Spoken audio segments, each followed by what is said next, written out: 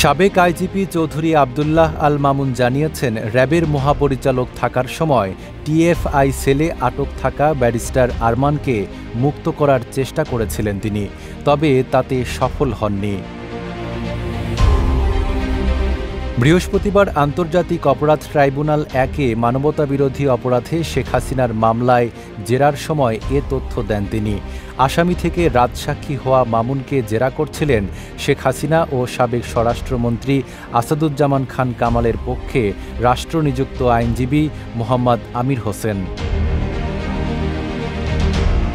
জবানবন্দির পর chief prosecutor Mohammad Tajul Islam সাংবাদিকদের বলেন, সাবেক আইজিপির স্বীকারোক্তি অকাট্য প্রমাণ হিসেবে কাজ করবে।